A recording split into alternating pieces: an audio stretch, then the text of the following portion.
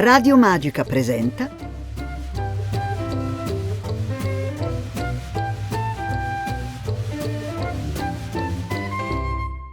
Pimpa Magica.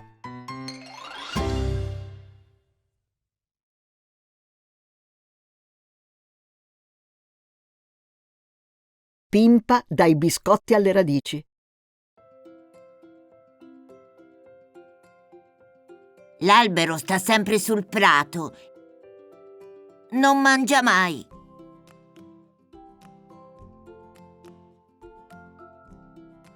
Gli porterò dei biscotti.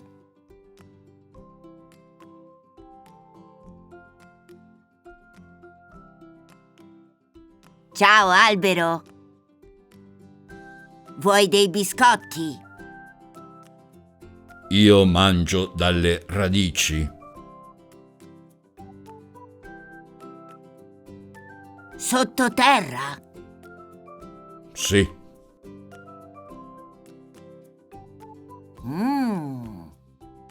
Idea!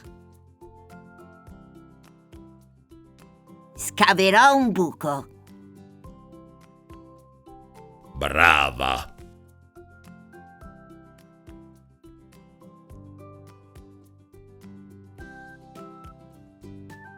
Ciao, radici. Avete fame? Oh, sì! Sono buoni? Sì! Gnam!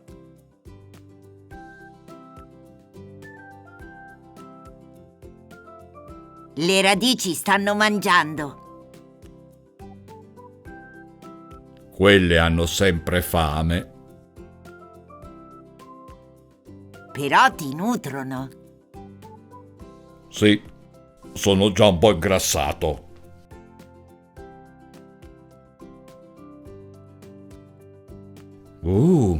Come sei sporca.